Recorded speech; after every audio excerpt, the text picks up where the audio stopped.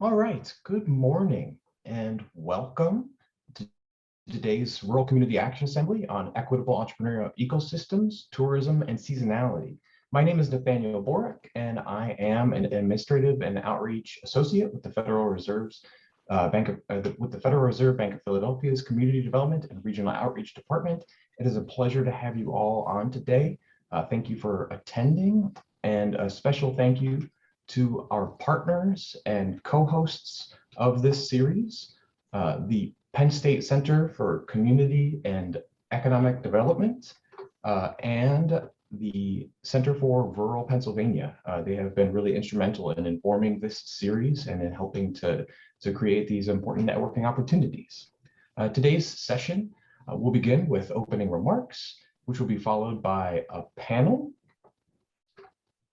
The panel will conclude with Q&A, which will be followed by a 5-minute break, after which we're going to break out into small breakout groups to discuss what was presented in the panel and how it might be used to inform local work here in the Commonwealth of Pennsylvania. And then we'll report back to the full group as a whole about those breakout conversations. And this will be followed by an optional networking lunch. We encourage you to stay if you're able to attend and chat with other attendees and panelists. A few guidelines for participating today.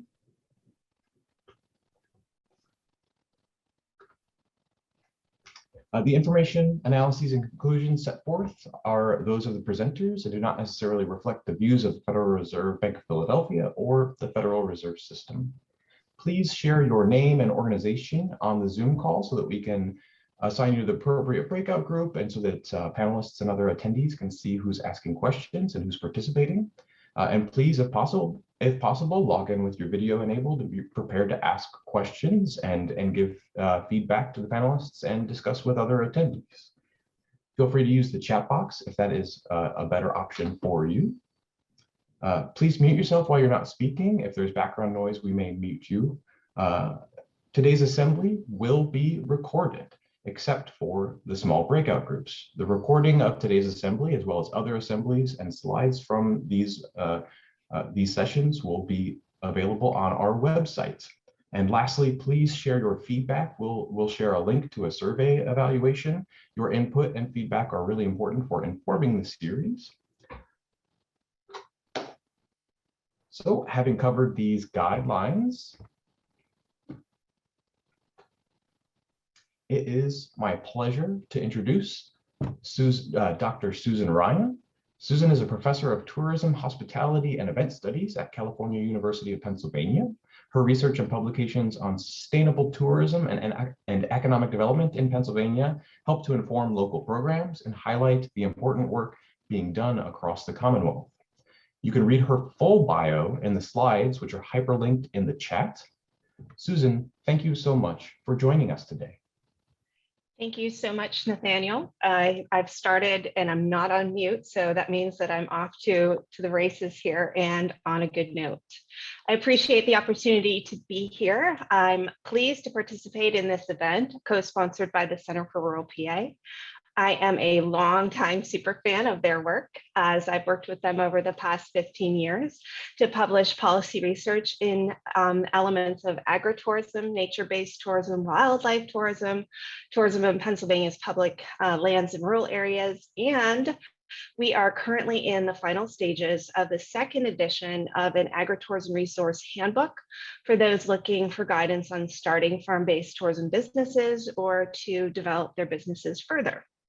I also want to thank the Federal Reserve Bank of Philadelphia and Penn State Center for Economic and Community Development for hosting me. It can be a little dangerous to ask a professor to speak on anything that is time sensitive. Apparently, my children tell me we tend to be a bit long-winded because we talk for a living. So I'll try and be precise today. In recognition of this tendency, I've prepared my remarks today to be streamlined to the singular idea that threads all of us interested in tourism as a form of rural economic development together. This thread is the concept and question of where. Where is the quintessential foundation for tourism and a sensible launching point for today's discussions. But where can feel uncomfortable because those in economic development often start with questions of how much, how many, or how much more. Tourism has the transformative potential to simultaneously enhance and destroy environments, societies, and economies, or in simpler terms, the planet, its people, and the profits that connect both. In recognition of this, at the core of my teaching, research, and service, which is the trifecta of what we do as faculty, I am a human geographer. I teach world regional geography, land use, regional planning, spatial analysis, and impacts and sustainability courses at CalU from a tourism perspective. After all, geography is the science of places and tourism is the consumption of places. Geography is essentially the science of where. A geographer leads with constant questions of where, what is it like, and why is it like that, instead of the primary questions of how much, how many, or how much more. There's nothing wrong with either approach. There are just different starting points. There's different starting points on the same circle of inquiry. So today I want to encourage the attendees to join me and try and think like a geographer as you consider the small business models and other lessons from the panelists.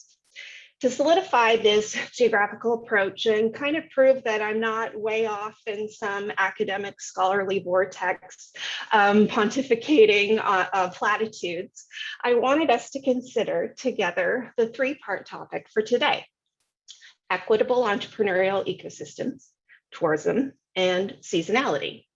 Every element of this title is geographical in nature. Equity is a human geography concept of the distribution and access of people and people groups. Ecosystem is grounded in human ecology and the science of connectedness of species in a manner that adds value to the collective. In an entrepreneurial ecosystem, the species are the businesses and business stakeholders.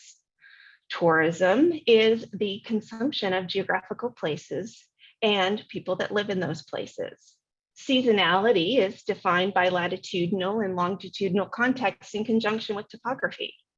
Therefore, what we are discussing today, as implied right in the title of today's sessions, are underpinned by physical and human geography. The interconnectedness of land and people, where natural and social sciences meet, economic development and public policy. A geographically grounded framework forces us to not only think of tourism as a form of economic development, but as the movement of people across geographical spaces. Visitors come to rural communities for uniqueness, not sameness. Therefore, what these regions provide for consumption is a little piece of what makes them special: their natural landscapes, their heritage, their landmarks, their cultural identities. This perspective, however, is often a sidebar in the greater tourism and economic development discussion because we tend to focus on those more quantitative elements such as population size, job counts, tax revenue, and spending. Tourism presents a unique product and market dynamic that often it gets overlooked or it gets sidelined. In tourism, the product is place and people that live in those places. Production and consumption in this manner are inseparable. The tourist experience is produced where it is consumed. In a traditional production consumption model, an item is produced somewhere else and it comes to the consumer for consumption. In tourism, the market has to come to the product. Consumption and production are simultaneous.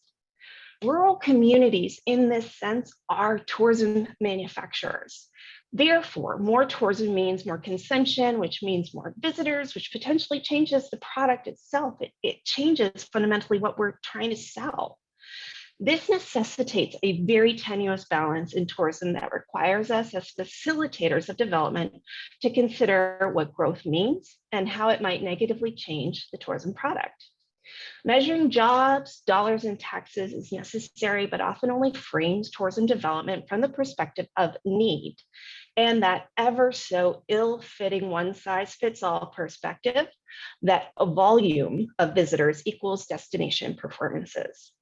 However, and as unpopular as it might be to say, and in contrast to the prevailing narrative, visitor volume does not equal destination success. For example, consider that destinations might be better off hosting one visitor that spends $100 rather than 100 visitors spending $1 each. If development begins in a manner that protects and promotes the uniqueness of rural places, then that higher spending visitor is easier to attract because the tourism product is authentic, original, and in turn valuable to them. Authenticity and uniqueness are the things that make rural places special and worth visiting. The pandemic has hurt tourism in the short term, but has also forced a pause for businesses to reevaluate their strategies and potentially rebuild better to meet the challenges, such as those on today's agenda of equity and seasonality. If we prioritize that big question of where, we reposition our development values at this critical rebuilding time. Rural tourism development should not be a simply let's pick up where we left off process. Instead, now is a good time for healthy hesitation to consider if where we left off was the right direction for our rural regions in the first place. Whether you are in county or municipal government, community foundation, Cdfi, anchor institution, or economic development entity, please consider yourselves, join me as a geographer and consider yourself as place builders across rural landscapes. Your role as one that helps hold up a mirror to rural communities to see what their uniquenesses are in a way that attracts visitors to enjoy and appreciate those uniquenesses and not exploit them. Please do not consider the role of rural economic development to be one of the simple generation of tourism activity, because all activity is not equally valuable. Instead, consider your role as purveyors, promoters, producers of genuine rural places and what makes these places extraordinary and extraordinarily enjoyable. If we start from the big question of where, then we can understand how land and people come together through placemaking to create products that benefit not only the consumer, but the people that live in the places they visit. This requires prioritizing place as a mechanism to profit instead of profit at the expense of place. When we lead with an appreciation of space, place, and environments, then we can present these places as authentic instead of contrived replications of what we envision successful tourism looks like. Authenticity drives high quality visitation, not just high volume visitation. In turn, significant, meaningful profitability follows in a way that improves the quality of life for all and doesn't just overwhelm the resources and characteristics of our rural places. I wish you a productive and valuable experience today. I'll hand the program back to Nathaniel. Have a great session, everyone, wherever your where might be today. Susan, thank you so much for those thoughtful remarks. That really set the tone perfectly for our panel, which we're now going to turn to. It's a pleasure to introduce Justine Lindemann, an assistant professor of community development and resilience in Penn State University's College of Agricultural Sciences. Her research focuses on racial equity in food systems, and her teaching highlights the role of civic engagement and anti-racist praxis in community development. You can read her full bio in the slides linked in the chat. Justine, thank you so much for being here today. Thanks, Nathaniel. So like Nathaniel said, my name is Justine Lindemann. While I would appreciate and love the promotion, I am only an assistant professor of community development and resilience at Penn State University in the College of Agricultural Sciences. I'm really grateful to be here today. So thank you to Nathaniel for the invitation, to the Philadelphia Federal Bank for inviting me to moderate this panel. I'm really excited to be participating today because, mostly because the concept of tourism is a little bit outside of what I usually focus on, although there's a lot of interrelationships. So I'm excited to learn about our three really excellent panelists. I'm just going to make a couple of really brief opening remarks, and then I will introduce Donna Gambrell, our first speaker. So my own work, which like Dr. Ryan spans research, teaching, and outreach, is broadly focused on how food systems work across space, who benefits and who doesn't from the particular contours of the agri-food system in different places, and the roles that individuals and groups have in decision-making in this arena. I usually describe my research as, in a nutshell, the intersection of race and food. And then to pick up on this concept of, or this thread of spatiality or where, my general focus is on urban spaces, but really I'm broadly interested in how people and social relations produce the spaces around them. So in other words, spaces are not neutral or void of social relations, but really constituted by and therefore unique because of those very social relations. So I spent several years in Cleveland, Ohio, working with Black and brown farmers on the east side of the city. I was there mostly to learn about urban food production practices and the politics embedded in those practices. In Cleveland, the question of access to land and access to resources is intimately caught up in these politics. Since I've been at Penn State University, my work has really focused on the practices of Penn State extension across space.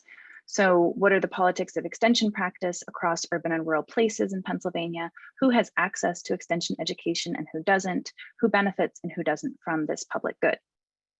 So the central questions I've just hinted at are really about a few central things: access to resources, decision-making about particular practices and the regulations around those practices across space, and who benefits or not from decisions made across a particular geography. These questions are all directly related to what the members of our panel will be talking about today: equity and community revitalization and community economies. In thinking about communities, whether they are urban or rural, and community economic development, equity is embedded in all of what I have outlined above. Development professionals, community groups, and local decision makers must pay attention not only to the distribution of resources in a community, that is, who has access, but also to the relationships within a community that might be upholding or challenging existing systems of access.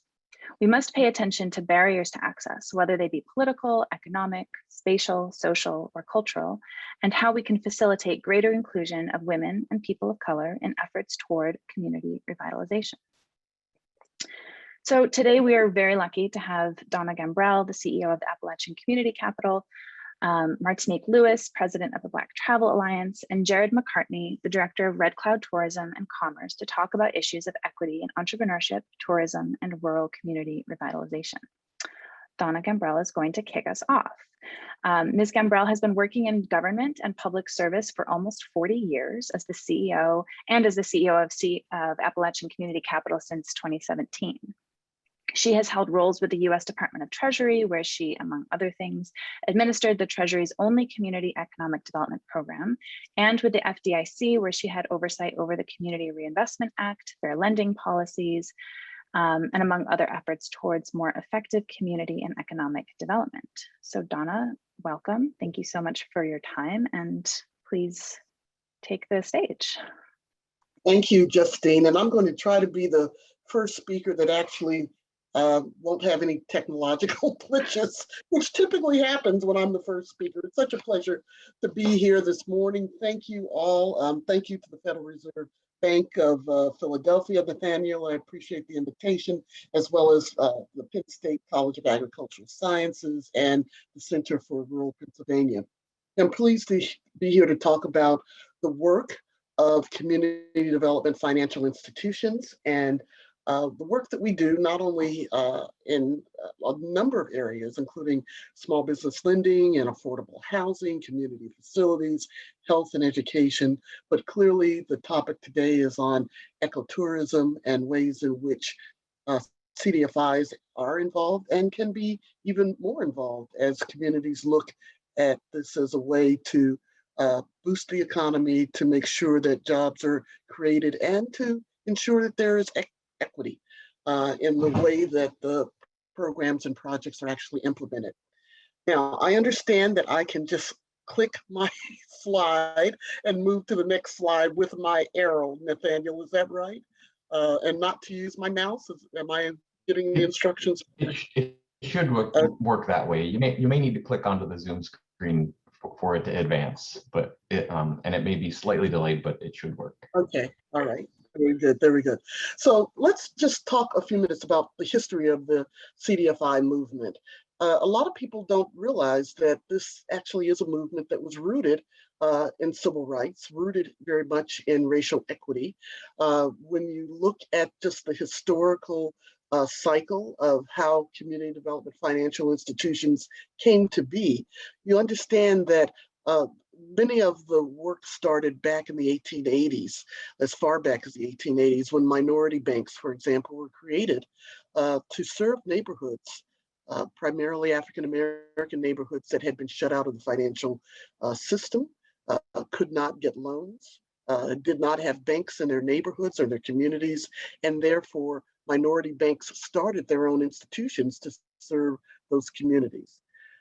It moved, as you look through again through that cycle, it moved from minority banks to the 1930s and 40s. You saw the evolution of credit unions, again, that were nonprofit, often cooperative models that were serving broader swaths of the community, but clearly with a focus on those areas that had not been fully served by traditional financial institutions.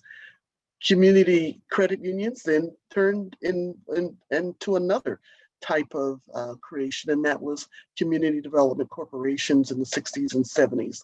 And they were really the precursor to community development financial institutions, which you really saw come into their own in the 80s and the 90s in particular. So these CDFIs, what are they?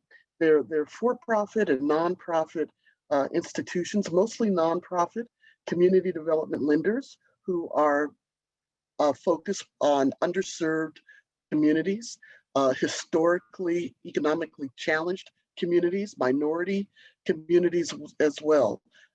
Those areas, again, that have typically not seen the types of robust financial services that have flourished in other neighborhoods across this country.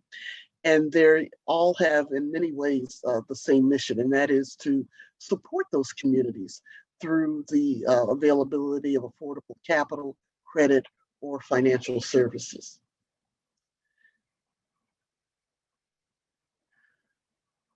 So this next slide is really just a very brief slide. Okay, so this is the ecosystem of the CDFI structure. What you see is that in the ecosystem, you've got on the top bar, you have a group of investors who are particularly interested in the work of community development financial institutions. They might be investors that have as their motivation regulatory requirements as well. So those might be banks, for example, that are looking for ways in which they can help and not only improve the conditions in communities, but also look at ways in which they can meet the obligations under the Community Reinvestment Act, which basically says that these banks must, in fact, meet the needs of their communities, including low and moderate income communities. You have mission motivated investors, those who really are drawn to the mission of CDFIs, who are looking for organizations that are focused not only on racial equity, but social justice as well. Those who are interested in the work that CDFIs are doing at ground level, boots on the ground, working in some of the hardest hit communities across this country. You have policy motivated investors, those who are looking at ways in which CDFIs and other organizations can actually either create policies, amend policies, or abolish policies, frankly, that may be harmful to those communities that, again, are hard hit economically. And so they may have a particular interest in looking at ways in which they can partner with CDFIs. And then you have, of course, the borrowers and the customers, and these can range from small businesses to micro enterprises, community service providers, housing developers, commercial real estate developers, and individuals. CDFIs serve a variety of sectors within the market and are particularly interested in looking at ways in which they can better serve the different markets, depending on where the priorities are in those communities. They're oftentimes organically grown organizations. The communities themselves decide what their priority needs are, and they either create these CDFIs or they work with CDFIs that are already existing in the community to make sure that those priority needs are actually addressed. So I work in an area that is in the Appalachian region. It is a pretty vast area, 25 million persons, covering every state, just about those 13 states that follow the spine of the Appalachian Mountain from the tip of New York, bottom tip of New York, all the way down to the top portion of Mississippi. It includes the entire state of West Virginia and then portions of 12 other states. And it is a region oftentimes that is misinterpreted, that is, comes unfortunately with misperceived notions of the people and the land itself, the work that's been done, but these are often the states, and in those states, people who have really driven the economy in this country, who have played a key role in building the infrastructure of the country. But there have been challenges, absolutely. There can be no doubt. There's been decades of underinvestment and disinvestment in Appalachia. You have throughout the region many pockets of bank deserts. There's a lack of infrastructure. And so you don't always have in rural communities the same level of infrastructure that you might see, for example, in many urban markets. And by that, I mean that you may not see national banks or foundations, big corporations who are located in this area. You also have, of course, just the economic and health and educational issues, unemployment that plague pockets of the region, particularly in central Appalachia. But in spite of all of that, there are also many opportunities. And I think that's the place that people don't always see and they don't often go to when you think of Appalachia.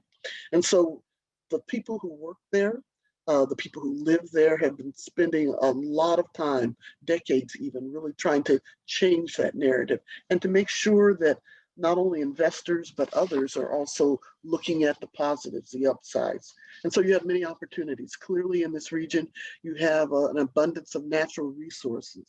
You have a strong entrepreneurial spirit among many of the people who have started businesses or are trying to grow their businesses.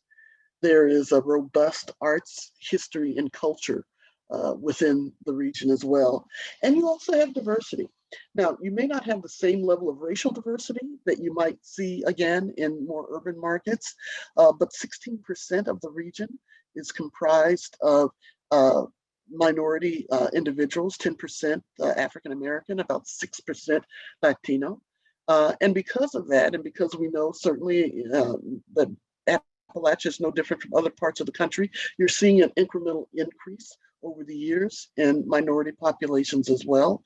And because of that, we know that there are clearly needs within those populations. And so we, as lenders, try to make sure that we're being inclusive in the lending that we're providing and looking for ways in which we can do even more, frankly, to lift the entire region and make sure that we are really focused on an inclusive economy.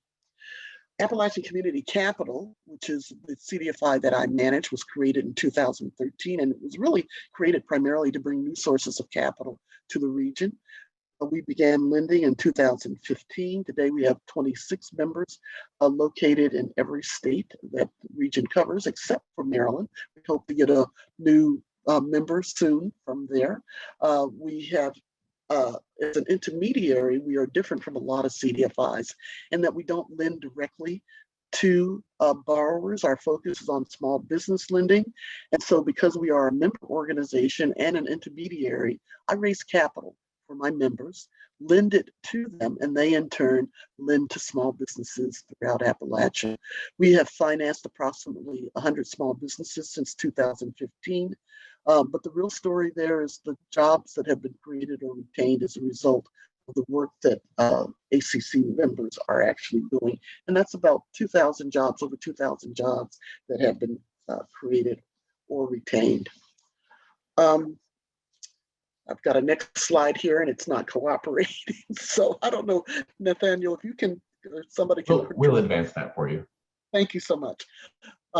So we have, again, a number of members that are part of our group. Natural Capital Investment Fund, or NCI Fund of West Virginia, for example, is a triple bottom line Cdfi, which means they're focused on planet, people, and prosperity primarily.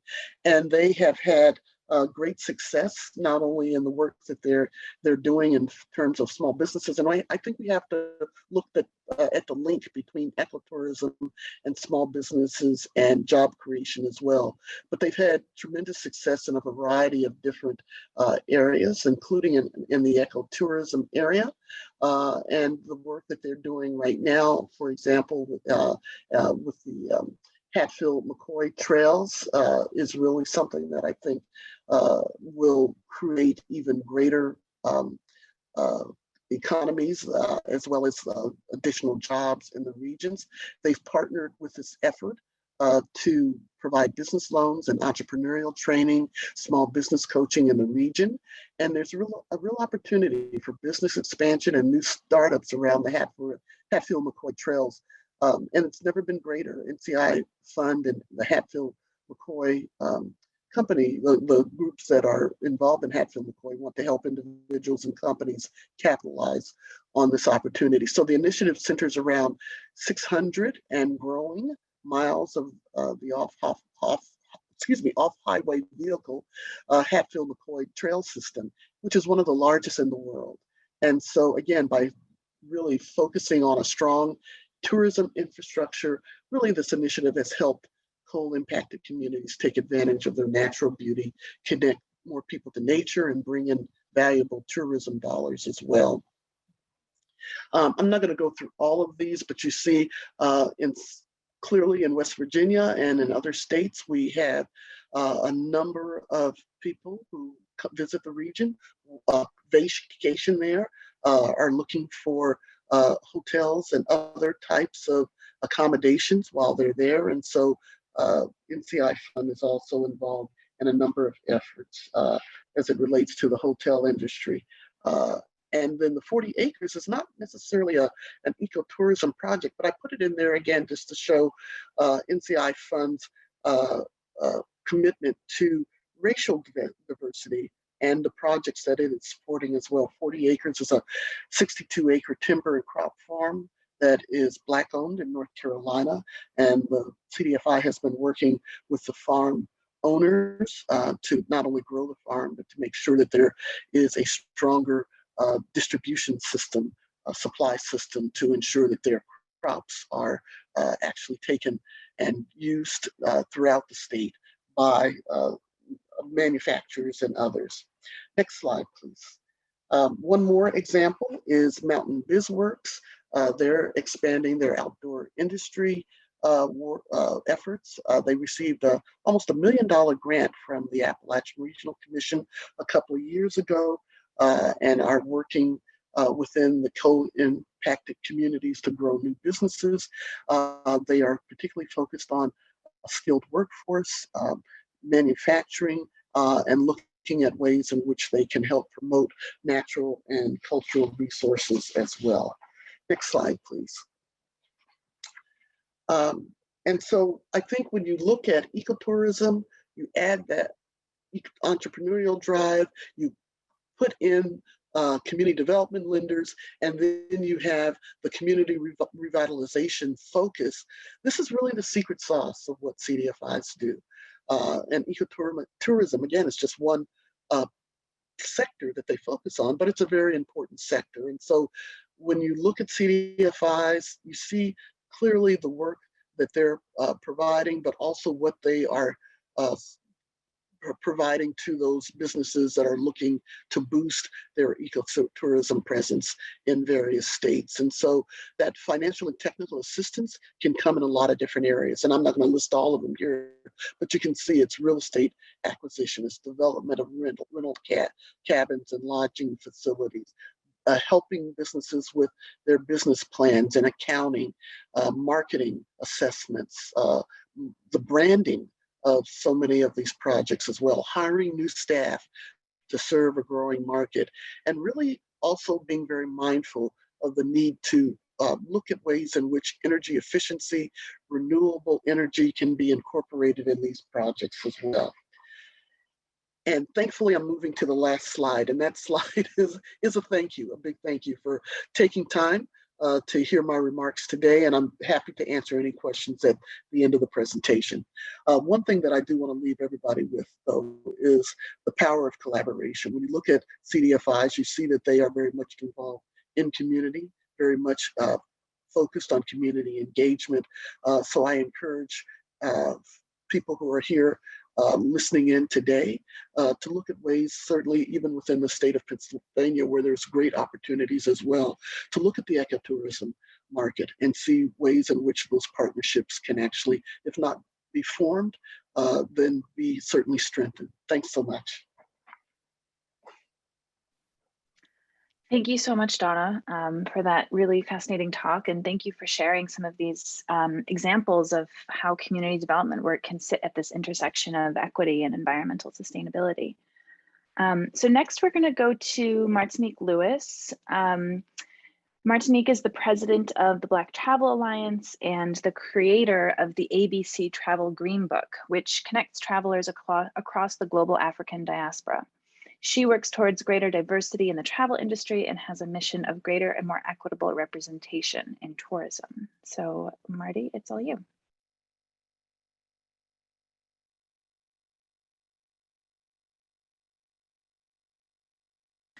Perfect. Good morning. Can you guys see me and hear me? Yes, we can. Thank you. Okay. I don't see myself yet, but that's okay. I don't need to see myself. Hopefully the background is not too dark for you guys. I am currently in Wisconsin on a press trip doing some research with some tourism boards right now. And that's exactly what I do. I'm a diversity and travel consultant. And you might say, well, what exactly does that mean? Well, tourism boards and travel brands hire me to understand how they can connect and communicate with inclusive communities, whether it be online or whether it be right there in their destination, to make sure that everybody feels represented in all their travel ads and promotions, to make sure they are providing resources for their businesses in their destinations that show that they want them there and that they can help support them, especially businesses of color. So like I said, I'm in Wisconsin. I'm in a hotel room right now, so it could be a little dark, but thank you for definitely bearing with me. Additionally, to being a diversity and travel consultant, which I've been for 4 years, I'm the creative lead for Nomadness Travel Tribe. Nomadness Travel Tribe is the first Black travel movement to start in America. We are 10 years old this September. We were found out of the need of Black millennials traveling abroad to teach and needed to find community within their spaces, whether they be in South Korea, Qatar, Egypt, needed to find communities and understanding where they can go to do things that Black travelers might do, like get their hair braided or be able to have some soul food or be able to just connect on a different community. We are now over 26,000 members strong, and we continue to inject ourselves within the tourism space to allow them to understand how travelers, millennial travelers of color travel. I'm the president of the Black Travel Alliance, which is a newly found alliance that started over a year ago out of the wake of George Floyd. Us as travel content creators and travel professionals being frustrated in what we saw the industry not doing. Everybody posted that Black Square, if you guys remember, on June the 2nd last year for Blackout Tuesday. And even though they posted it, we wanted to understand, if you're going to post this now, what are you doing to actually help us in the industry? We don't get the same job opportunities. When we do, we don't get paid. We got paid 3 times less. And not only that, we don't see ourselves reflected anywhere, either within your staff internally or out externally and what you're putting out. So we were created to not only hold the industry accountable, but additionally to serve as a resource for Black travel professionals, no matter if they were a journalist, a photographer, a videographer, a travel influencer. We support all of them. And then I'm the creator of the ABC Travel Green Book, something that I'm extremely proud of. It's the #1 resource connecting travelers to the African diaspora globally. So on 6 out of 7 continents, I can teach you exactly where Black communities are and Black businesses. Not only does it help keep a travel dollar circulating within the Black community, no matter which continent you're on, but it helps you learn that Black people literally are everywhere. And why is that important? Well, our history was left out of the history books. When you go to maybe Amsterdam, what you're not going to see on their website is that there's a huge Suriname, Guyanese, and Aruban population there. What you're not going to see when you go to Paris is that half of Paris is Black. When you go to London or when you go to Newcastle, anywhere in England, you're not going to learn the actual history of how slaves from America would go there to get their freedom. So it helps basically say, this is why Black people are in these places, not only because of slavery, but also because we were explorers too. I'm immensely proud of the book. It's been out almost a year now. It's sold over 10,000 copies. And the next step is a children's book as well as a travel app. So for all travelers everywhere. Next slide, please.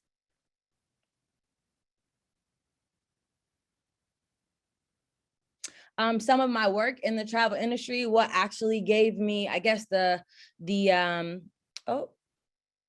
what actually gave me the recognition within the industry is something that I call the Diversity and Travel Report Card that I started coming out with every year. And this was pre-George Floyd. So this is when people didn't really want to talk about diversity and travel. This is when diversity and inclusion wasn't the sexy thing to talk about. This is when people were shying away from that actual brand or that actual name. And they were just saying diversity and inclusion, but they weren't actually putting any steps of actions or plans of action behind it to move towards a more inclusive space. So every year I would grade the industry. I would come out with a report card as well as a report to do it. I would partner with Facebook and all of their travel partners so that I could get accurate results. And once after the first year, the next year, it basically went viral within the travel space. And that's when brands kind of started wanting to work with me. But I want everybody to understand, pre-George Floyd, nobody wanted to, return my phone calls. Nobody wanted to answer my emails. People ran from me at travel conferences like, oh no, the girl who's talking about diversity and inclusion, here she comes. But after George Floyd, my phone was ringing off the hook. So even more so now, I didn't do one last year because I didn't want it to be performative. Because again, just like those Black squares, yes, you might say diversity and inclusion are important, but we need to see it long-term. We need to see it past a year. We need to see it in the next 5 years. We need to see it in the next 10 years. It can't only be internally in who you hire, it needs to be externally in what you're doing as a company as well. Additionally, I always make sure to also in the travel industry advocate not only for Black travelers, but travelers of all races, of all sizes, of all creeds. I advocate for blind travelers, disabled travelers, what they call fat travelers or plus size travelers, Muslim travelers, LGBTQ travelers, senior travelers. And that's what I do in the travel industry. That is what I'm known for. Next slide, please. Additionally, like I said, with the ABC Travel Green Book, I'm able to identify Black communities so that US travelers can go to places, but also so that tourism boards understand that these people are who you should also be amplifying, whether it's on your social media, whether it's in your travel conferences, whether it's on your websites, because there are communities of people who are coming to destinations and want to see themselves reflected. So no, when I go to Amsterdam, I'm not only taking the tours, but I'm going and I'm having brunch with an Amsterdam Black women group, or I'm going to Reggae Rita's Jamaican restaurant, or I'm going to Labyrinth to have live music, or I'm staying at the Black owned accommodation Herstel. And if you can imagine, a lot of tourism boards were coming to me and saying, how can we help amplify Black businesses, or how can we, know what Black businesses are in our area? And I'm like, well, you live there, I don't. So I shouldn't be able to tell you better than you what's in your area. So that's something that I'm noticing is a problem, but that's what people bring me in to do. That's why I'm in Wisconsin this week, to help bridge the gap between Black business owners and tourism boards so that they have the resources and so that they feel like they're being supported by the destination that they're in. Next slide, please.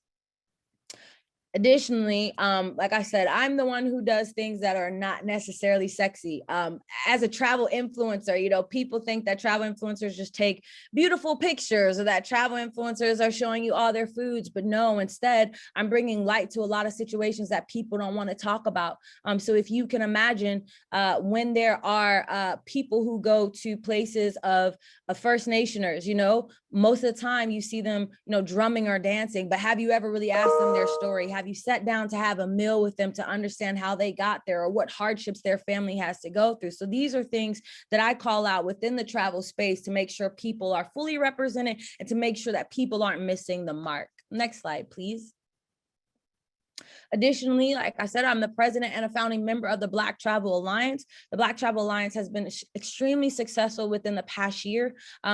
We are all travel influencers or travel content creators, but we want to make sure that we continue to hold the industry accountable. We do that in a number of ways. We did a big research study last year with MMGY Global, who is basically a travel research firm. And we, for the first time, gave accurate numbers as to how much Black Americans spend, how much Black British people spend, Black Germans, Afro-French people, Afro-Canadians, and the numbers are staggering. So one thing that you'll notice, just like Ms. Jones was talking about before, when you have numbers, that's something that people cannot necessarily deny. So if I can say that in the US, African-American travelers spend $129.6 billion annually on travel, then we can match up the deficit and how many Black travel professionals there are on the teams, how many Black people are represented in travel ads or promotions or even in social media. And we can then be able to say, are you tapping into this community who is willing and who has the money to spend in your destination? We also want to make sure that Black content creators are hired because we do amazing work too. So one way that we're doing that is we've connected the travel industry with the 13 travel and tourism programs that are across the HBCUs in America right now. There are 13 programs right now that pump out Black travel professionals who aren't necessarily getting jobs. They're not limited to working at call centers. They're not limited to being stewardess. They can work on C-level positions because they have got the opportunity to actually learn that through their education. So we help bridge that gap. Another thing that I'm extremely proud of that we've done recently is we just administered $70,000 worth of grants to travel content creators, as well as Black travel organizations. This is the first time there's been an organization who's been able to do that. And 2 days ago, we launched something called the History of Black Travel, which you can find at thehistoryofblacktravel.com. And again, this is because our history has been erased. People don't know why we are in certain places. People don't know that there was at one time 3 Black-owned airlines. People don't know how many, Black airport CEOs there are. There's 12 of them throughout the United States. People don't know that Chicago was founded by a Black Haitian man. People have no idea what Black history was because it hasn't been told. So before a generation dies out who has these stories, we wanted to bring it to the world. And we're extremely proud of that at the Black Travel Alliance. Next slide, please. One thing that I always want to make sure to do is to always tell the numbers. And this is just a snapshot of what research actually tells, that we know. And this is based off of Black travelers or minority travelers. And so just 1.6 billion is the amount of revenue a brand would generate if they only captured even 10% of the Hispanic adventure travel market. And these are stats that a lot of people don't know, but these are stats that we continually tell. 220 billion is how much Muslim travelers inject into the travel space every year, and that was pre-COVID. So Muslim travelers, they definitely have the money to spend. But think to yourself, how many times have you seen a halal menu? How many times have you seen mocktails on a menu when you're going to certain destinations because Muslims don't drink? Is there, an arrow in your hotel rooms that tell them what actually points to Mecca so that they can pray properly? Do you put them by, the hotel restaurant during Ramadan? These are all things that we want to I make sure that the travel industry thinks about. Next slide, please. And the other thing that I always want to do is smash negative stereotypes. There are things out there that haunt basically people of color. So people think that Muslim people don't swim. Well, they swim, and if they didn't, there wouldn't be something called a burkini, right? People think that Black people possibly don't surf or don't like to swim, or that brown people don't like to swim. But we always tell them that is a negative stereotype that we are trying to smash on a daily basis. People think that somebody in a wheelchair does not want to zip line. People think that a blind traveler doesn't want to go on a graffiti tour and try to paint something on their own. And there is a negative stereotypes that follows Black men anywhere that they go, that either they're prostitutes or athletics, or that they're an athlete, or that they're dangerous. But as you can see here, my friend Junior in a rice field in the middle of Cambodia with a man who even wanted to kiss him when they left. So these are images that I make sure that I put out in the travel industry just to help smash negative stereotypes. Next slide, please. And this is just what people want to see. And this is not just in the travel industry. You can apply this to any community, any niche that you're in, purpose-driven travel, or just purpose-driven anything, heartfelt experiences, smashing negative stereotypes, and leading by example. Never forget that it comes back from the top. People will do what they see the top do. And I just want to make sure people understand that. And for the sake of time, next slide, please. These are the different places that you can find me on social media, or even my personal website. But if you have any questions, if you ever want to talk, please feel free to reach out from me. I have given them a Calendly link for 15 and 30-minute conversations. Please feel free to let me know. Thank you so much for having me. Thank you so much. That was really fascinating. Gave us a whole lot to think about. Our third speaker is Jared Mccartney. He is the Director of Tourism and Commerce at the Willa Cather Foundation and Red Cloud Area Chamber of Commerce in Red Cloud, Nebraska, where he has worked since 2015. Jared has a master's degree from Kansas State and has completed his PhD coursework at the University of Oklahoma. So Jared, thank you for being here. Sorry, I was the one who started talking when I was on mute. Thank you guys for having me. I will just say briefly, speaking as the outgoing president of the Nebraska Travel Association, I'm already thinking about how to get Martinique involved and stuff, because we sort of desperately need that here in this state. So anyways, do you guys want me to go ahead and click through on my own, or see here if I can do it?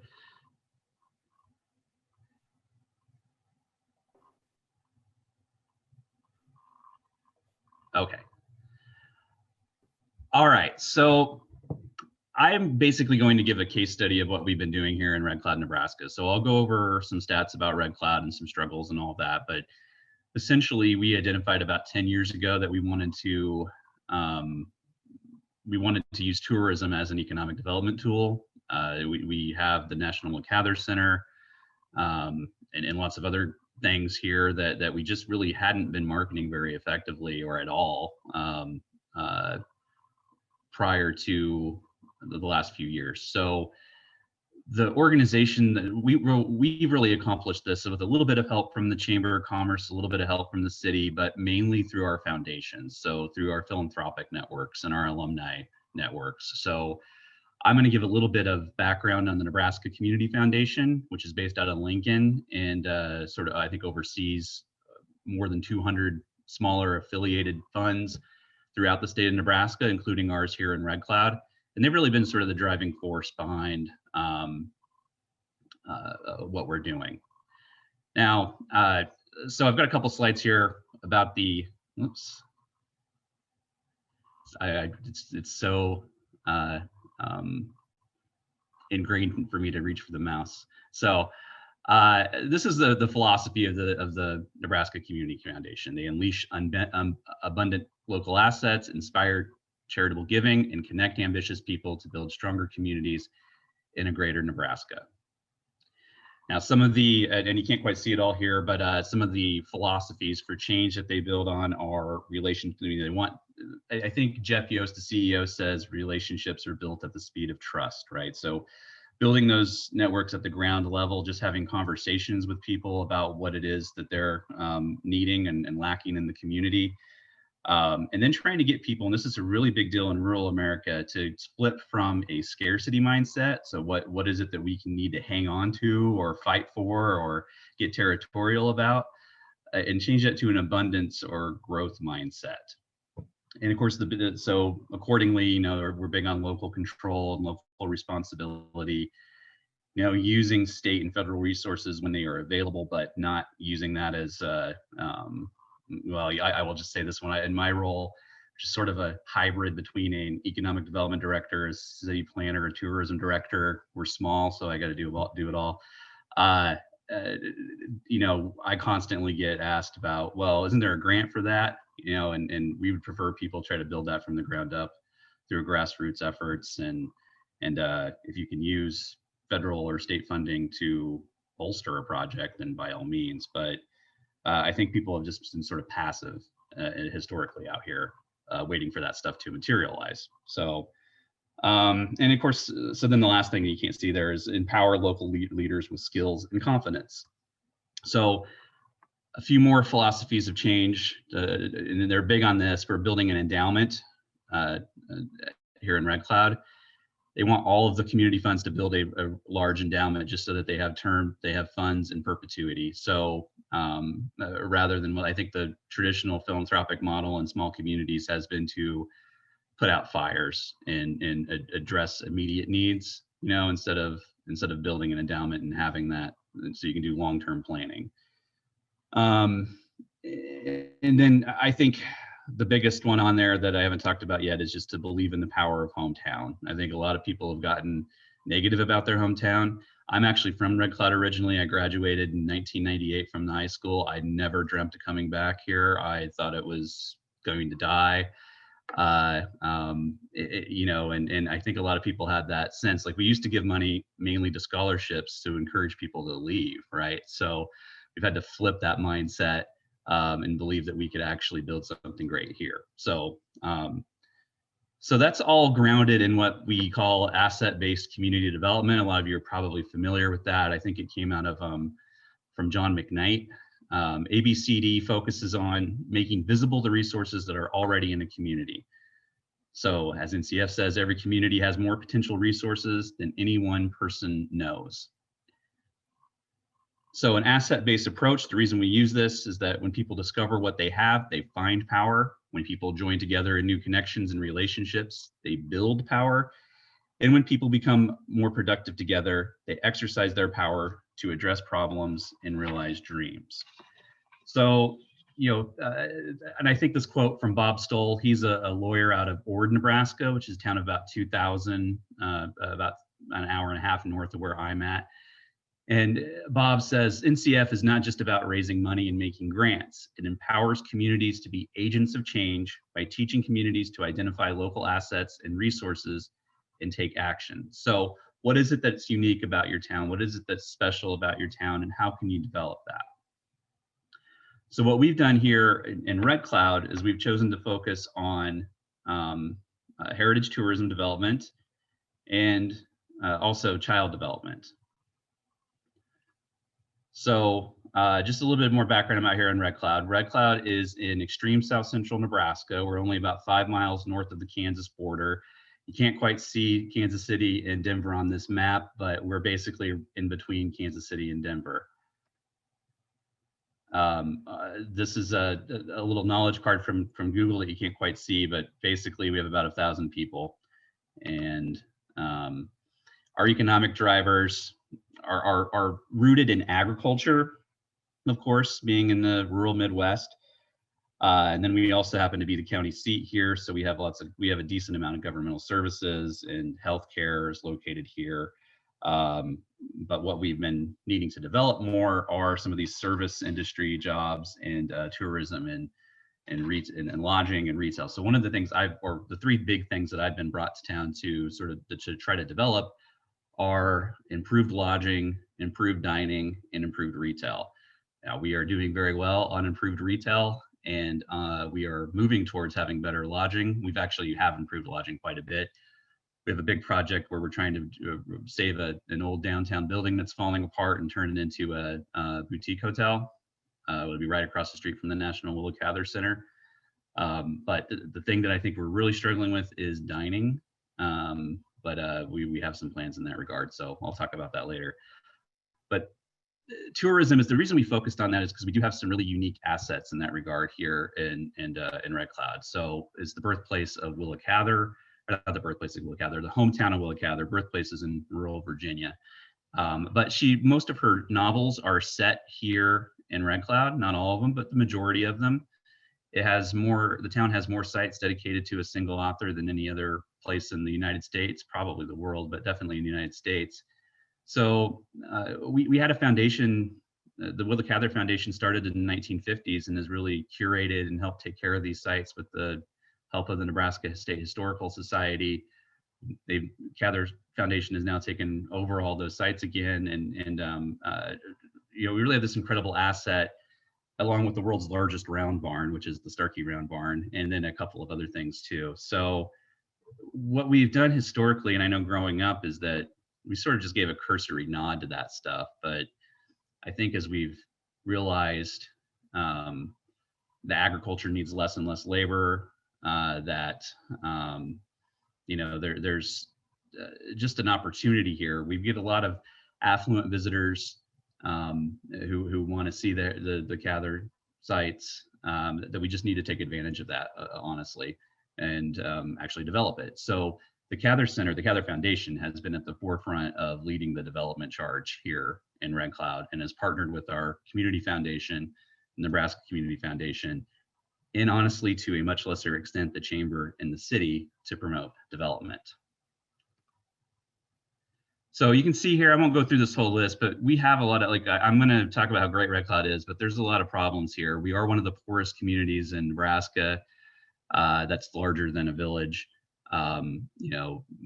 The majority of our students have free and reduced lunch. We've had population decline. We've had this sort of great reshuffling, of course, in the United States with housing. So we're starting to fill that up. I've actually been criticized for promoting the town too much and attracting too many people from Colorado, but most people are happy about that, but I have heard some complaints. We do have a lack of economic diversity, which is why we are trying to diversify through tourism and other things, because it's mainly all agriculture. A definite lack of cultural diversity, though there's more diversity than what I think people assume. There's a much larger Hispanic and even African American population here than typically goes to all of the events that the community does. So we're trying to work harder to bring those people to the forefront.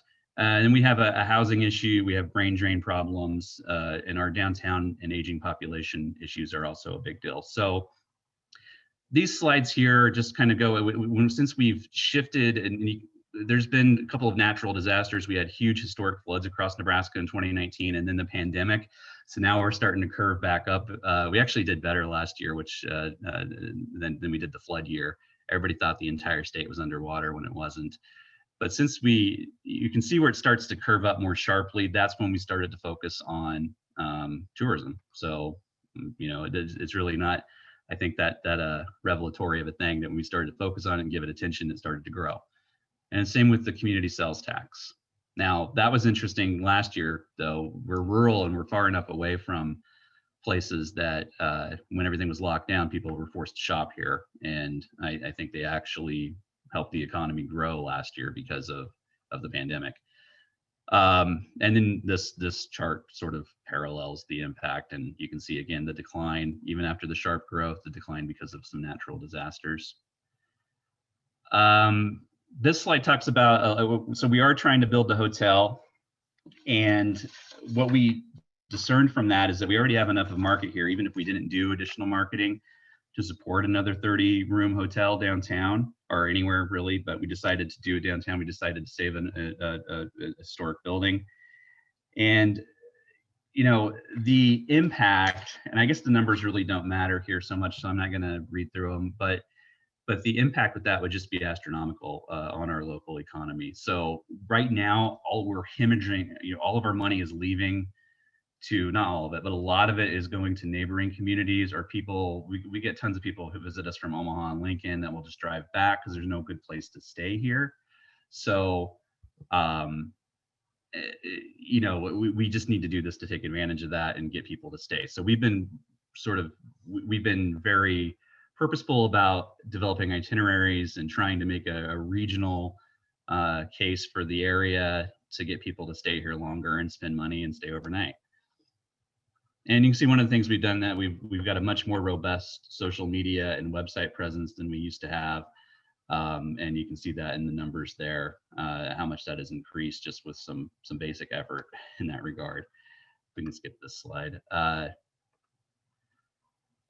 think maybe to illustrate what has occurred, though, we've tried to be really grassroots about this, but again, it's been rooted in the National Cather Center. So I'm going to go through some before and after some projects we've done in the community. Again, just kind of think of this more as a case study with our particular town.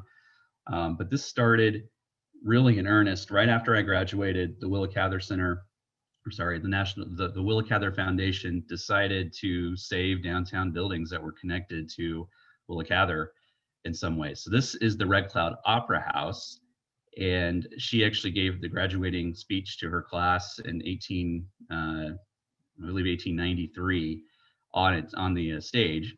So they decided to redo this and turn it into a art gallery and exhibits. And also at this point, it was the headquarters for the offices. Actually, my office is still in this building. And so that's what it looks like today. So that was the linchpin project that got things started. So I guess maybe the catalyst. That's the thing that got stuff started. Eventually that led to, because the building next door was going to fall down, this whole block called the Moon Block, the Cather Foundation bought it and decided to do a national fundraising campaign to improve it. And then this is what this looks like today. So they were very mindful of trying to get community support. That's something we struggle with, honestly, is to get community support at times. There are 3 retail bays though, one of which includes a bar. We'll have a thrift store and a dance studio, as well as our own bookstore. And then there's apartment space in the upper level. So, but the main reason the Cather Center Foundation did this is so they could build a climate controlled archive for all of her materials that we had been storing sort of in basements and other nasty places. So that's up there too on the 2nd floor. But we've, those upstairs apartments have been very popular and have gone through quickly. So, or I've got leases snapped up quickly. This is the hotel site. So this is what this building, it's called the Potter Block. This is what it looked like in, I think, around 1910. And we're going to do a complete redo of this. So a level of it burned down in the 50s, and we'll build that back up. We are actually hoping to go back to this arched window look, and I think we're going to utilize historic tax credits and maybe some new markets tax credits and some other funding that has become available to try to make that happen. But we feel like having this lodging space will help local businesses. Downtown Red Cloud is a 2-block area, basically. So this will be like a campus, essentially. Cather Center will serve as an area where people can do breakout sessions or larger presentations at the Opera House. We'll have meeting space in this hotel. And then we have our community center as well. So we're going to try to treat the whole downtown as a campus with the hotel as sort of the centerpiece of that in the Cather Center.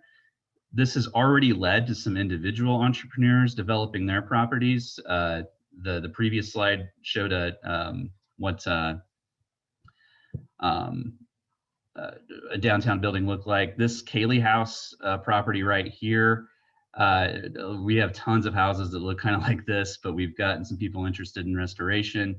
And now, that this is what's happened to this house. So we'll just go scroll through a few houses here. We have tapped into our alumni network. These 3 houses that I'm going to show you, the before and afters, starting with the Cayley House and this one, and then this final one. And you can't quite see the houses, but I think you get the idea.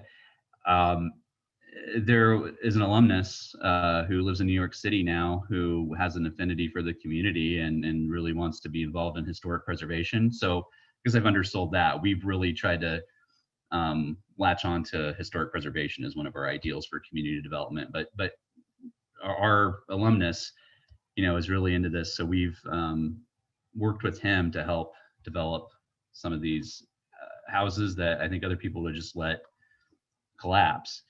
But going back to that, some of the local entrepreneurs have started getting inspired by the work that the foundations have done and the risks that they've taken to improve some of these buildings and some of these houses. And we've had, a young couple in their 30s have restored this building downtown. They've restored a house that I haven't included on here and turned it into a bed and breakfast. The first building, one of the buildings I showed earlier, there's a farm couple that don't want to be out at the farm 10 miles out of town when they're 80 something years old. So they bought a downtown building. They're going to live on the upstairs and they'll have new retail space on the first floor, and they'll save the building next to it as well. here, and I imagine I'm out of time, but the Child Development Center has also been a big thing here to try to recruit people to town, and I think it's been very successful.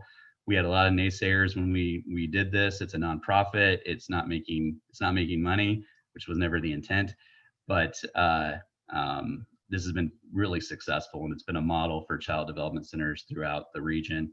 And it was full within months. So this is the Cather Foundation is still doing its projects. What you see here is some before pictures of the Pavelka farmstead. If you've ever read the novel My Antonia, is very critical to the concluding scenes of that novel. So since the Cather Foundation has taken over ownership of these properties, they've restored them much quicker than the state would have. So the state was just kind of basically doing bare maintenance, minimum maintenance. So now we are improving those sites as well. And this is just the round barn in our logo. So there's a billion little things I could talk to you about, but I think that's probably good for now. So I can let Nathan get to the Q&A. Okay, thank you so much, Jared, for that really excellent presentation. It's really fascinating to see all of the work that's happening in your hometown. So we are going to move into the Q&A portion of our seminar right now. And Martinique Lewis, unfortunately, has another commitment, has to leave in a few minutes. So I just want to put you, Martinique, on the spot and direct the first question to you. And actually, it's kind of a two-parter, and then other panelists can, of course, jump in after that. So the first question has to do with community engagement and inclusivity. And so I'm hoping that the panelists can really speak to this question of how to effectively engage and include communities in conversations about or programs for equitable community development through tourism. And building on that, and this, Martinique might speak a little bit to your expertise, how do you have these conversations about equity in tourism or equitable development more broadly in places that are predominantly white or who perceive themselves to be homogenous?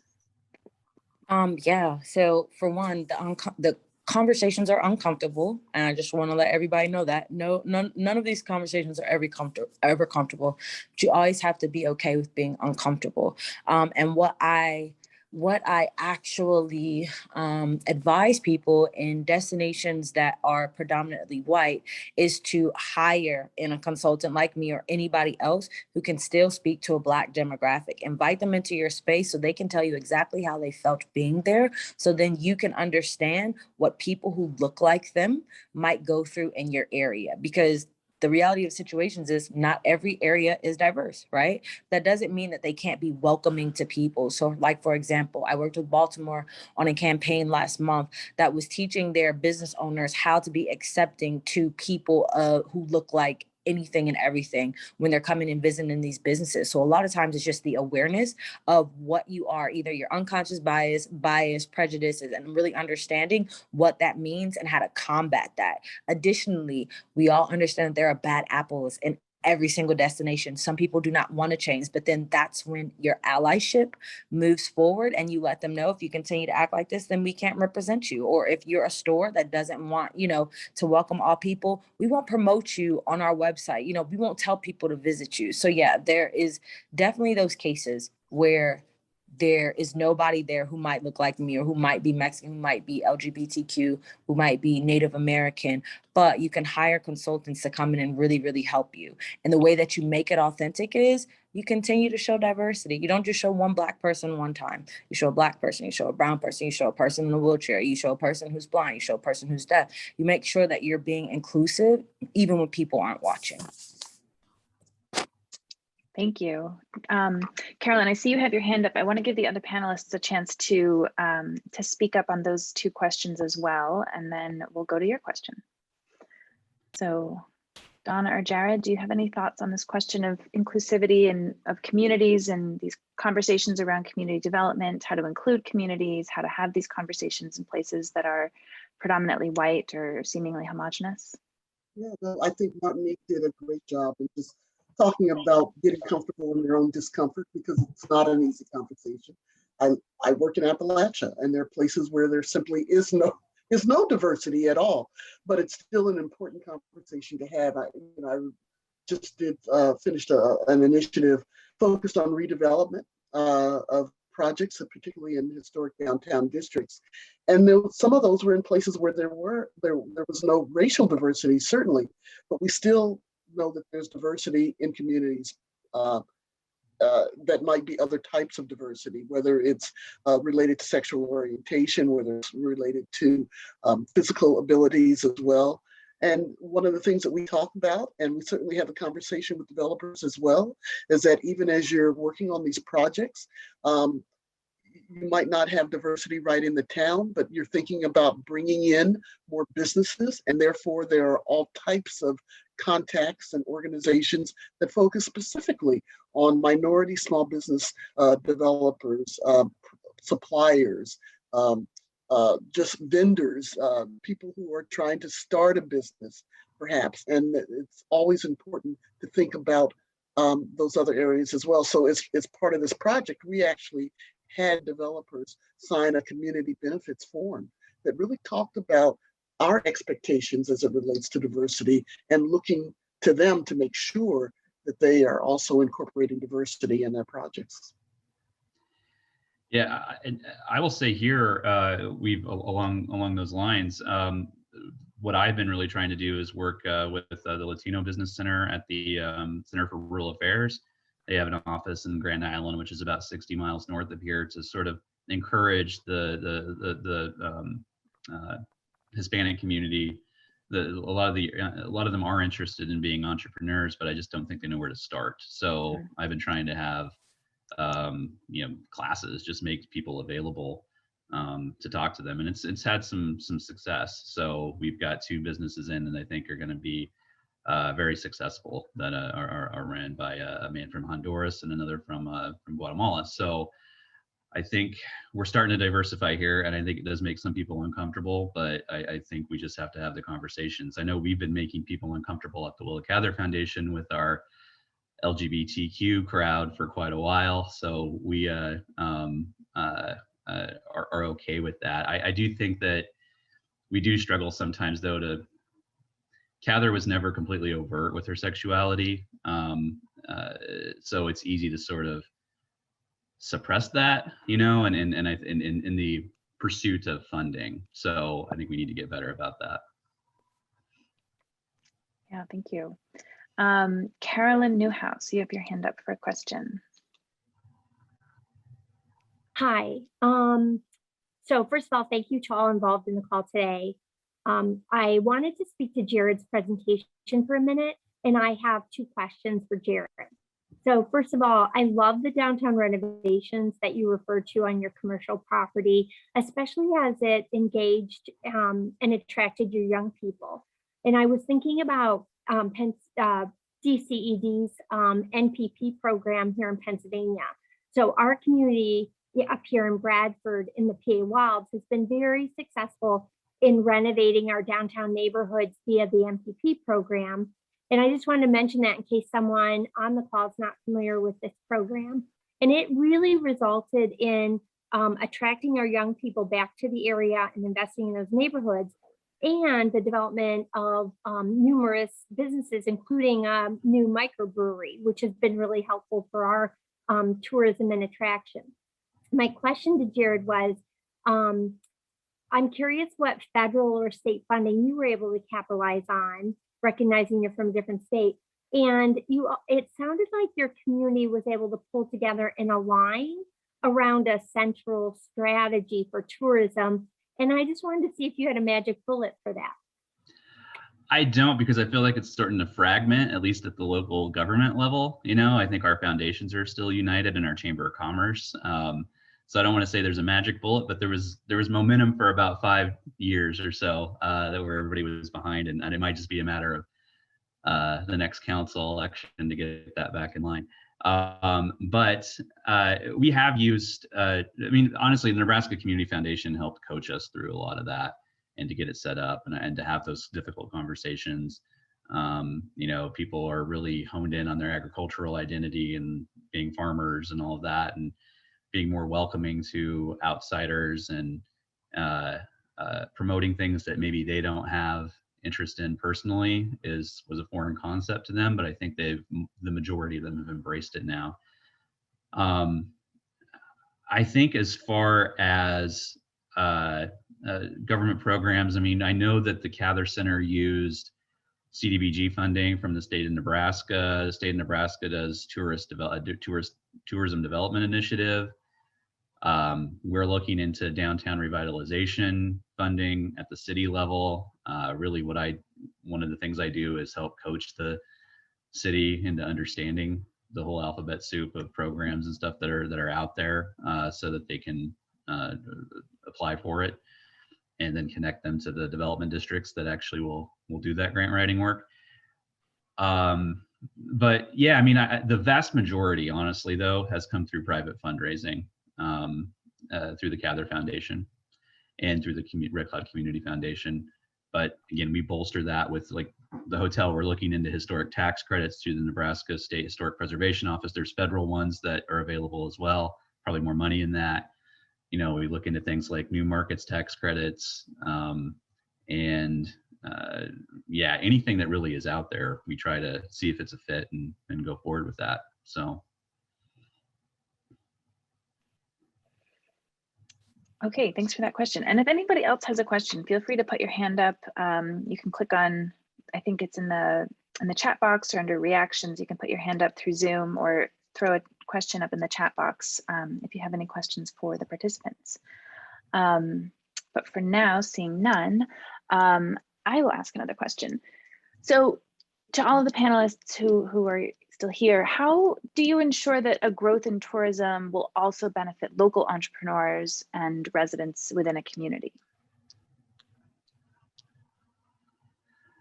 Well, I don't know. I struggled when I read that question earlier with the word ensure. I don't know that we do anything to make it a certainty, but we do try to put the environment in place that they can succeed. So one of my jobs is to connect these people to resources, right? So I'm usually available if you watch, there's a video in the slide that we just didn't have time to show, but I talk about in there about how they can just come chat with me if they have issues or an idea. Just being available to talk is a big thing. But then pointing them in the direction of specific resources is the next step, right? So that's what I do, just have those conversations with them. But I think we use our larger organizations like the Cather Foundation and the Community Fund to actually start building out things like the hotel project, so that there is a sort of a linchpin commercial project that they can all benefit from. So that's the vision anyway. Yeah. Donna, maybe this is a question that you could speak to. Do you have any advice for attendees about implementing equitable grant making, equitable lending, or equitable tourism models in their community? Justine, that's a great question. And I think that it's been interesting to see, and I think Martinique talked about this, just some of the changes in attitude that have happened in this space, clearly in the midst of a pandemic, an economic downturn, the killings of George Floyd and others, as people have really looked in the philanthropic industry as well as others, of how that grant making can be more equitable. And so I think when you talk about that, or when I look at it, certainly when I talk to investors, just had this conversation yesterday with investors, it really is important, first of all, to not be so prescriptive with those grantees, to be able to build a trusting relationship, frankly, because I think there has been too much engagement, if you will, from investors who had their hands on every aspect of an organization's deployment of those funds. And because of that, there were populations and communities that were being missed, oftentimes communities of color as well. And so again, you have to have those conversations with investors in the same way that you do with business leaders and others, in terms of what your priorities are and why it's important. You know, it comes from that conversation of why it's important to look at that grant making in a much broader sense and in a much more equitable way to make sure that, again, you're looking at the totality of a community and the community's needs. It's not always easy. Again, that's not an easy conversation, because I think when you're talking even to some CDFIs now, they're saying, you know, we had to turn down some money because what we weren't hearing from that investor was a real commitment to looking at all communities and looking at how they can be sustainable partners in that community. And if they were wanting just to direct it to one sector or one section of the market and overlooking another area of the community that, again, had great needs, that was a hard rejection, a hard decline to say, we can't accept your money. But you're seeing more and more, I think, certainly in the community and economic development space, where there's a much greater awareness. And I think a lot less reluctance to put things on the table and to be very straightforward about what the goals are. Thank you. So I see a question from Drew Pack. So Drew. Hey, everybody. And I kind of have a question for Donna related to Jared's presentation. And it's good to see you, Donna. I think the last time I saw you in person was 4 years ago in Jackson, Mississippi with the Atlanta Fed. So it's good to see you. And, you know, I think the community foundation part is so integral to so many smaller places and communities. And I like, again, the Nebraska affiliate model. You know, again, I worked with some other states that have really helped, you know, work with funds, you know, in smaller communities and help hold that at a larger level. Can you talk more about your work with community foundations from a CDFI side, Donna, and kind of how that's important? Because again, what you guys finance and what they finance is sometimes different, but goes together and really is a catalyst. Yes, exactly. So Appalachian Community Capital works with mostly national foundations, the larger foundations, because that really was our purpose, is to bring new sources of capital into Appalachia. And so it's not to compete with our members and with our borrowers. At the same time, though, there are just, again, some regional foundations that are doing some extraordinary work. The Mary Reynolds Babcock Foundation, Benedum Foundation, Coastal Community Foundation, which is an African-American led organization in South Carolina. And so if I am not working with them directly to procure funds, then I'm actually referring them to our members as well, especially the smaller regional and community foundations, and really helping them. I mean, Drew, you know that this is not an overnight conversation. I spent probably close to a year with one foundation, really just helping them, two very small foundations, really just helping them understand the CDFI model, why we're not a bank and we don't look like a bank, and we try not to compete with the banks because the banks have their own lane and we have ours. We feel that we're, a colleague of mine has a great analogy. He said CDFIs are the on-ramp and the banks are the highway. The CDFIs are just really trying to take those borrowers from the on-ramp into the highway, which is a financial institution. So it took almost a year to really help these foundations understand what we do. But we just got an investment yesterday, an approval from them. They said, Donald, this has been great.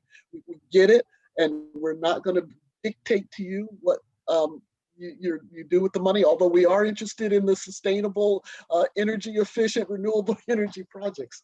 And that's a high priority. But I think it really is important for a CDFI to understand, to not always go to the quote unquote usual suspects, to realize that even within the community, these smaller foundations, family offices, and others are also looking for ways in which they can have impact in the community. And I think those CDFIs can be a great vehicle for serving as that catalyst. I don't know if that answers your question. Oh, no, absolutely. Thank you. Thank you all. I mean, again, just that intersection between the two, and I see where so many things work well together, and it is the foundations of CDFI that really pull together. And again, not every community has that. Again, it's hard to get some things to like you said, the foundations understand this, the CDFIs understand this, the local government. But when you can get those to play together, it really is a major influence. Yeah. I will say, Drew, so my PhD is it's in economics, but literature. So like I was studying economics from like the late 1800s. So it doesn't really necessarily have anything to do with what I'm doing right now. So when I first started I'm in out, Pittsburgh, so I like economics from the late 1800s. Okay. So, I mean, the literature part of it has more to do with what I'm with Cather, I think, than when I was studying. But so those development organizations, the development districts, and any of that stuff, that they were critical at the outset for me to have conversations with them so they could. I mean, I think sometimes they struggle reaching the local governments because the local governments aren't necessarily they see them as a utility and that's about it. But I don't know the local government would prefer to just have them do it all. But they were critical to me at the outset to being able to educate me to know what I was doing so that I can talk to people in the community about things that are out there and push the city council to do stuff as well. So I think that's a great point, Jared. And also I've heard again with the American Rescue Plan and some of the funding coming down, having these type of networks already built and already having some projects on the table is extremely helpful to the time we're kind of coming into for funding. For sure. So we have just a few minutes left in the Q&A session before we're going to take a little break. And so I have one last question that I wanted to ask to, I think it's just now Jared and Donna who are on our panel left, but one more question has to do with this larger idea of community revitalization and the connections between tourism and community revitalization. So I think that, from what I have learned in conversations that I've had with other folks, tourism doesn't always ensure or equate to community revitalization. Sometimes people are brought in from the outside to fill jobs, or the money doesn't necessarily stay local. So how do you think about this relationship between tourism and community revitalization, and how do you try to work toward community revitalization through tourism? Justine, gosh, you asked some great questions, and some of them are just hard to answer. There's no one answer to them, but I think when you're talking about what all of our responsibilities are, we want to keep jobs in the community. We want to clearly diversify the economy. We want to increase revenues, and I think you always have to be mindful of that. But also understand that sometimes it's incremental steps. It doesn't really happen all at once. I can tell you that, again, in Appalachia, there's been such just a concern, I think, over many decades that this is, if money comes in, it's not coming back to the community. It comes in, it goes out, comes in, it goes out, and there's really nothing sustainable. And I think people are really trying to not only develop strategies, but implement those strategies to keep that funding in the community so that it's actually serving the communities that need it most. I know for Appalachian Community Capital, for example, we have a commitment to our investors that anywhere from, if jobs are being created, then 40 to 50% of those jobs have to be occupied by low-income individuals from the community. And I think when you put in metrics like that, and certainly there are places where we've done even better than 40 to 50%. Places like Eastern Kentucky, where the jobs are being filled by the local residents. But I think you have to put metrics like that down on paper with an accountability. And there has to be accountability, not only the commitment, but the accountability of those who are involved, especially in community revitalization. The leakage from communities is real. We see it every day. And if you're not committed to actually putting your finger in the dike and stopping the leakage and doing it in a very real way, then it's going to continue. So I think there just have to be those steps that are put into place almost from the outset when a project starts, when an initiative starts. I loved what Susan said at the beginning of the meeting. She was saying something to the effect that visitor volume doesn't necessarily equal destination improvement, and to make sure to always be authentic. And we really strive for that. Obviously, history is a huge part of what we do with the Cather Foundation. So,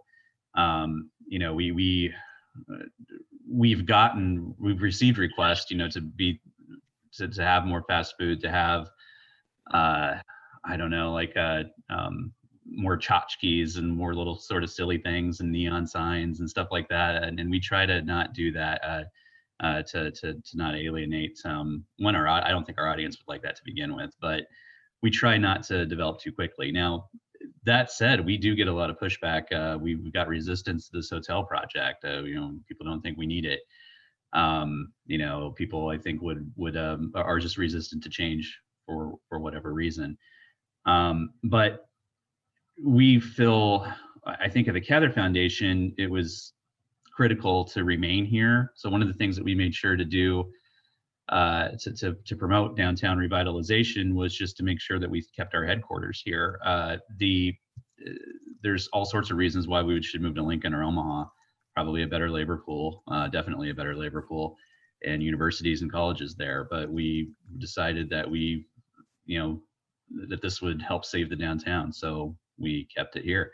But I think more than that, just instead of tooting our own horn, the other thing that, like what they brought me on to do, is to improve the quality of life for everyone. So we're doing outlying sort of development with restaurants and retail and all of that the tourists can enjoy, but that the locals can also enjoy, and the sort of amenities that they've been lacking for the last couple of decades, to be honest. So that's why we always bring them when we do community action planning.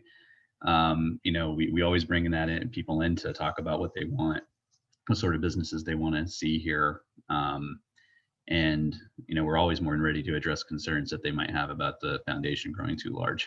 So. Yeah, I think that aspect of inclusivity is, from what I understand, so crucial and key to people being on board with the kinds of development that is happening. So we are out of time for our Q&A. Thank you so much to Jared and Donna and Martinique, who I think has already left. I am going to pass it back to Nathaniel for instructions on how to move forward. Thank you so much, Justine, and to the other panelists, Donna, Jared, and Marty, and also again to Susan. This session has been really informative, really thoughtful, and I'm really eager to hear what everyone has to say in the breakouts. First, we're going to take a 5-minute break, so we'll come back together around a little bit after 11:40. In the breakouts, please share your video and speak up, share your thoughts about the presentations, and discuss with your colleagues. And then we'll have one volunteer from each breakout report back when we come back to the full group at 12:10. So we will look forward to seeing you in the breakouts in just a few minutes. All right, welcome back, everyone. I hope you enjoyed the breakout discussions. I know I am looking forward to reading through the notes and seeing about what was discussed, and using that to inform additional programming and follow up and engagement with you all. We'll now have a volunteer from each group give a summary of what was said, and if anyone would like to chime in or comment or add questions, please feel free to raise your hand or unmute yourselves. Each volunteer should have roughly 5 minutes if you'd like to use it. So who from group 1 has volunteered to give a summary? I think that's me, Nathaniel. We're going back through it. Sorry, I exited when it said we had 58 seconds. I accidentally left our session on accident because I hit buttons because that's what I do.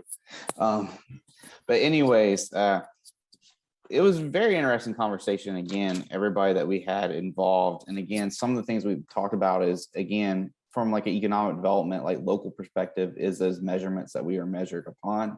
And again, traditional economic development versus place-based economic development, and people matter, and trying to get that across to the entities that help fund and things of that nature. very important. And then we also, the broadband discussion certainly came up. And again, broadband, not just from an economic development sense, but definitely from an equity sense, and from a democratic, again, this is how, you're involved in the world kind of thing, and people that are shut out, again, it'd be more just not just an economic development issue. And we talked about that relationships and collaboration are key. So again, that community foundation, Cdfi banking model, where you see some of that really work, you see things really move on the ground. And then a lot of what we talked about too were stories, and how so much of this is grounded in stories. And honestly, we kind of joked that it sounds soft, but it's true, and again, we talked kind of about getting people to appreciate where they are, and some ways to do that, because again, when you live somewhere, sometimes you just kind of glance over that, and then other people have a different perspective, and that kind of working with the local individuals and groups, as well as the people you're trying to attract. And Marty certainly had a very good, perspectives for us in less diverse communities of ways to work with more diverse individuals that are coming to our communities. So that's kind of a little bit of a rundown of everything I talked about. If I miss anything, you guys go right ahead, but thank you all. Thank you, Drew. And that makes a lot of sense. In particular, what you said about storytelling, Commissioner Kevin Boozle from Butler County and president of CCAP, gave welcoming remarks in the last assembly and talked about the role that narratives and storytelling play in making sure that you are kind of speaking with a kind of cohesive voice, or engaging with, the folks in your area, so that you all understand what those assets are, to Jared's presentation, and to kind of understand how you can leverage, statewide or federal resources, because of the assets that are in your community. So that's really helpful. I think one of the things too, to go back to like another thing that we kind of underlined, was that if these other things aren't working well, then like that traditional economic development does fall apart. You don't have the relationships, you don't have the trust, you don't have these other things that matter to the local community. Again, it derails those other efforts that people have too. So that's very important and key. I like what, and it may have been a quote, but I like what Jared had said about, relationships move at the speed of trust, right? That's trust is definitely earned, and it's kind of earned on an ongoing basis. That's a vital component of this kind of work. Well, thank you, Drew. I appreciate it. Who from group 2 has volunteered? I'll be doing that, Nathaniel.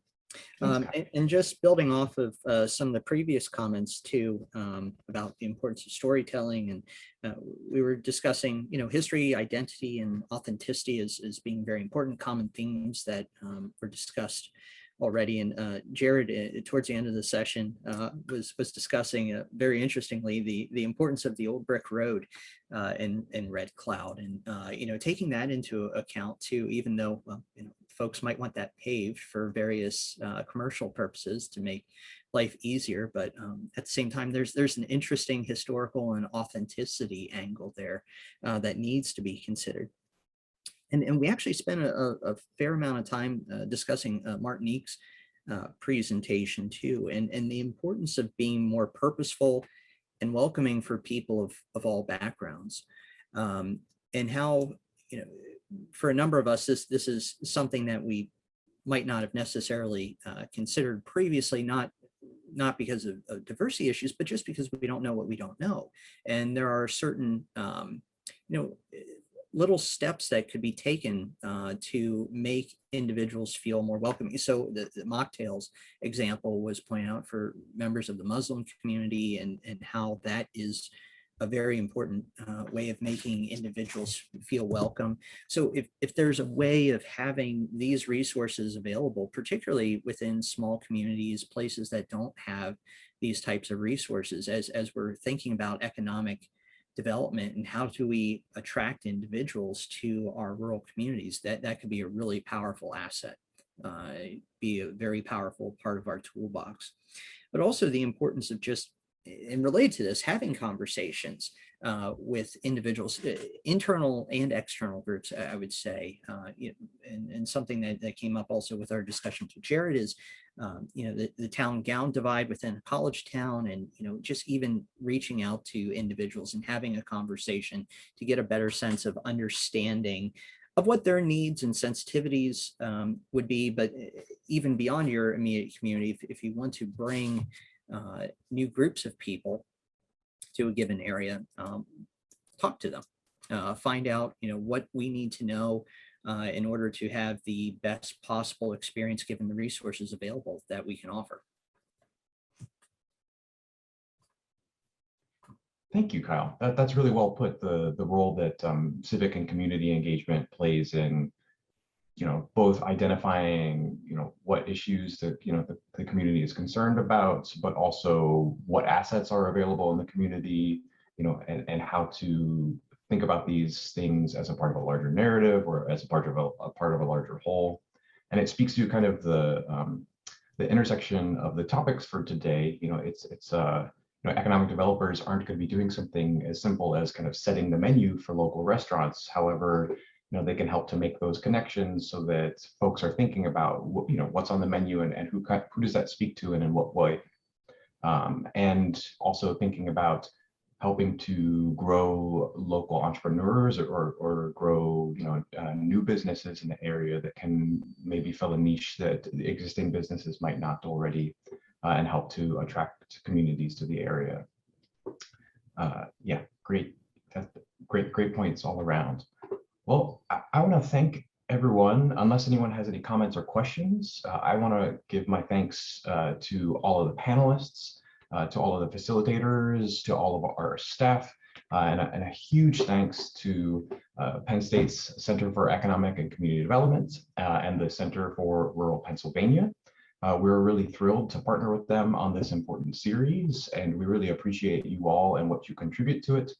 Please do click on the link in the chat that will lead you to a survey, or please send me, my contact information is available on all the event materials. If you have any questions or concerns, if you have ideas about additional programming or research that's needed on these topics, or if you just like to connect and kind of learn more about our mission and the work that we do and share a little bit about what you do, my door is always open. After concluding, we're going to transition to an optional networking lunch. If folks are going to stay on, please feel free to participate. But in the meantime, thank you all again for being here, and feel free to reach out at any time. I appreciate your attendance and your engagement.